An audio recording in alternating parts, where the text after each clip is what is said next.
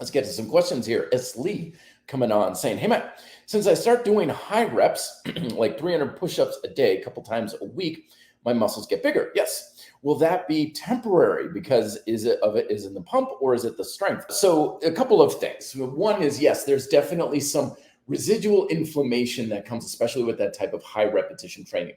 This happens a lot of times where if someone takes several days off or a week off from training, they feel like their muscles are kind of shrinking, but they're not, of course. It's just the inflammation that is typically present when we're doing strength training, especially the higher rep stuff, is now just healing. You don't have quite as much water retention and stuff in the muscles. You don't have quite as much of that kind of residual pump. So it feels like you're shrinking, but you're really not. It's just you don't have quite as much in the muscle. But sure, you can build muscle with a very wide range of training parameters.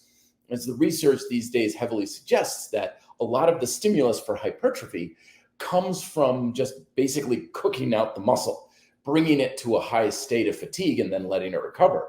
You can do that pretty much with any kind of training, any kind of exercise, any kind of rep ranges and stuff, although it typically does get a lot harder to do that when the repetitions get a lot higher. Now, I'm assuming you're not doing 300 push-ups in one single shot. Of course, you're 300 a day.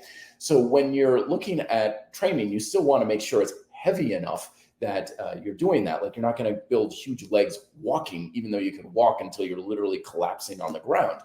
So when you're going with the high rep stuff, it's fine, but you're going to have a diminishing rate of return. And that's why I'm always telling people, especially in the calisthenics world, make sure you're learning about progressive and weighted calisthenics, my book down below, shameless plug, in order to increase the resistance of your training.